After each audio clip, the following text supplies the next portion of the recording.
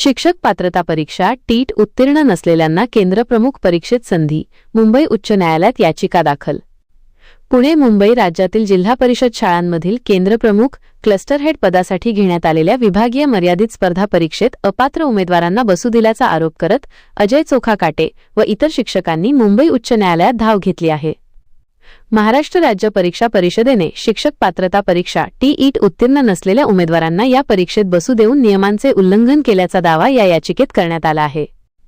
प्रकरणाची पार्श्वभूमी. राज्य शासनाच्या ग्रामविकास विभागाने 18 जुलै 2025 रोजी काढलेल्या अधिसूचनेनुसार केंद्रप्रमुख पदासाठी सेवाज्येष्ठता किंवा विभागीय स्पर्धा परीक्षेद्वारे नियुक्ती करण्याचे धोरण निश्चित केले होते. त्यानंतर 29 ऑगस्ट 2025च्या शासन निर्णयानुसार या परीक्षेसाठी अर्ज करणाऱ्या उमेदवारांकडे प्राथमिक शिक्षकाची सर्व आवश्यक शैक्षणिक अर्हता असणे अनिवार्य होते, ज्यामध्ये टीट उत्तीर्ण असणे ही एक मुख्य अट होती.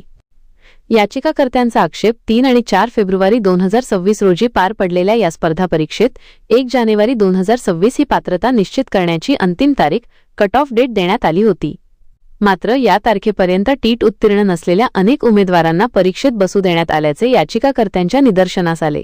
परीक्षा परिषदेची ही कृती अन्यायकारक आणि सर्वोच्च न्यायालयाने अंजुमन इशात-ए-तालीम ट्रस्ट विरुद्ध महाराष्ट्र शासन प्रकरणात दिलेल्या निर्णयाच्या विरोधात असल्याचे याचिकेत म्हटले आहे.